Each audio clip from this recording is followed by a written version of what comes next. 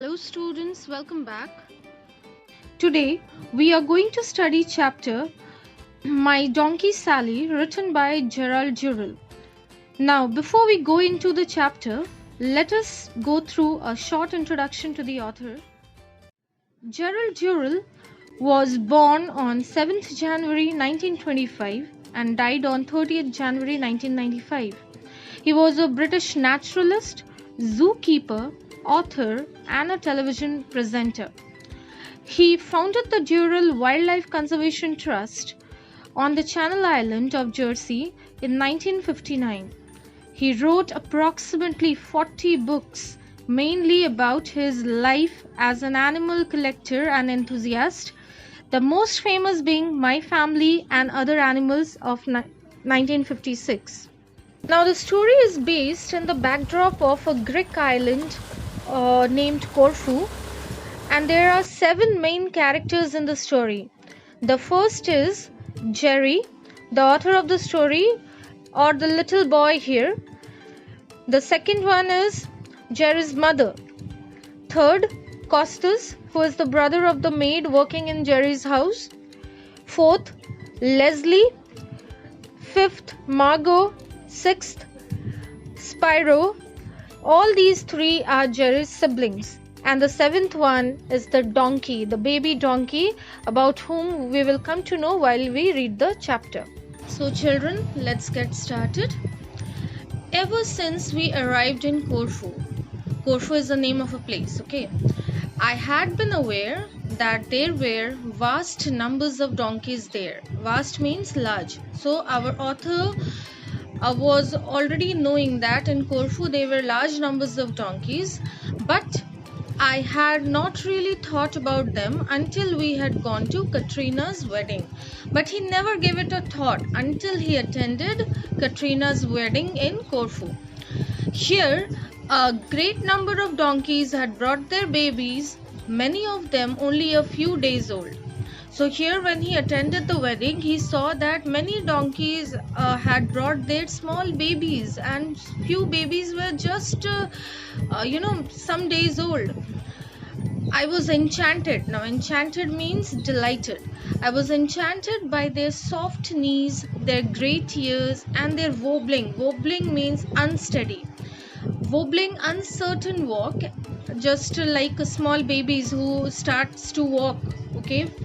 And I had decided then, come what might, that I would possess a donkey of my own. And by that time he had decided that whatever happens, now he has to have a donkey. So he will ask his mother or father to get him a donkey.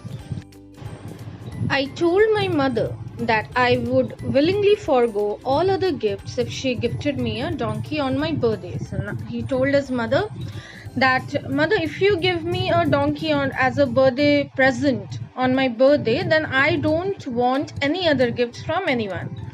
I explained that if I had a donkey to carry me and my things, I could go further afield. So he kept on pestering, okay, and now he is simply manipulating his mother.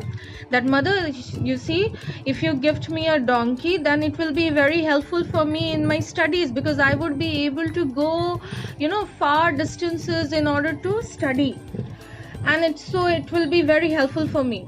Mother only said that she would see. So mother just said, okay, fine, let me see.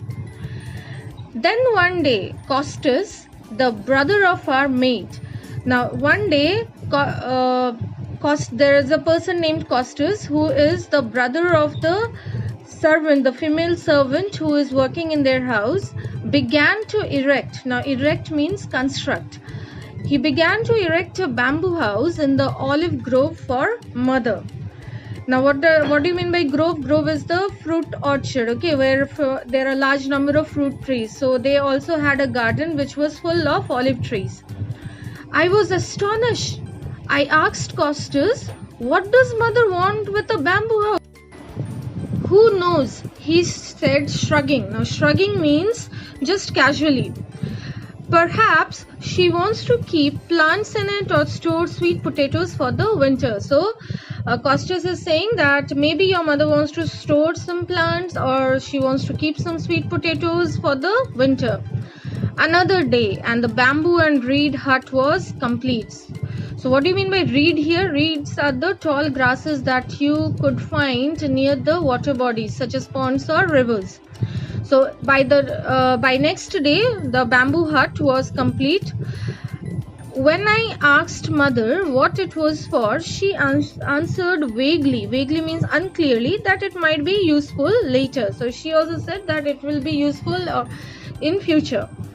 The day before my birthday, everybody started acting in a slightly stranger manner than usual. So the one day before his birthday, everybody started behaving in a strange way. Larry went about the house shouting Tantivy and Talitoy and similar hunting slogans. As he often behaved in this way, I did not take much notice. So Larry is one of his siblings, okay? So it is his usual behavior to run up and down the house and jump here and there and shout loudly of hunting slogans. And so since it was his usual behavior, he did not take much notice. Margot kept running about the house carrying mysterious bundle under her arms. Now even Margot also kept running from one corner of the house to the other, keeping something hidden under her arms. Even Leslie and Spyro were affected, it seemed, and they kept going into mysterious huddle in the garden. So even the other two siblings, Leslie and Spyro, had changed their behaviors, and every now and then, very often, they conducted secret meetings in the garden.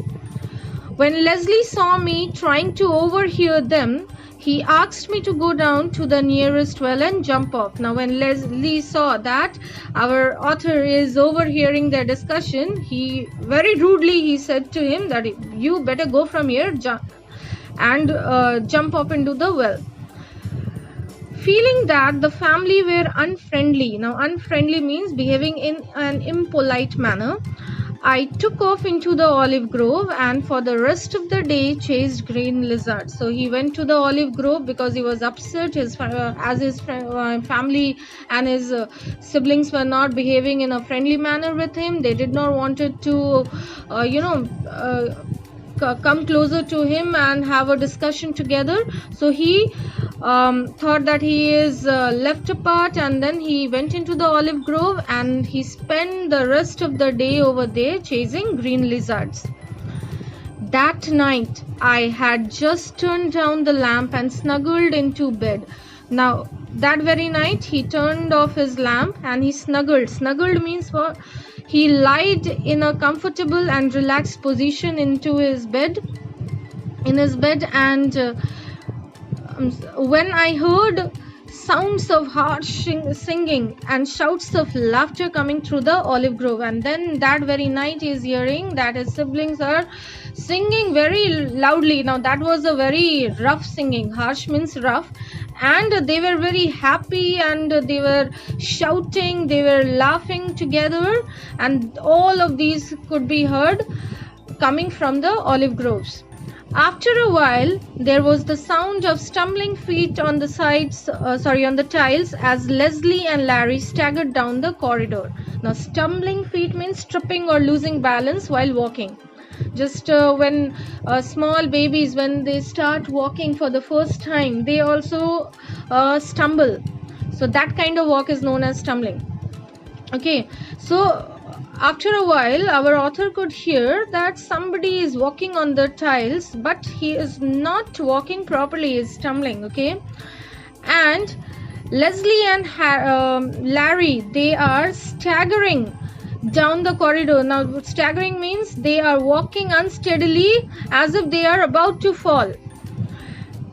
Now, I soon forgot about the family's behavior as lying in the dark, wondering about what my present were going to be, I went off to sleep. So he forgot about the family's behavior because he was engrossed in the thoughts of his birthday present. So he was thinking what kind of birthday present he might get when he wakes up early in the morning tomorrow, and who will give those gifts to him.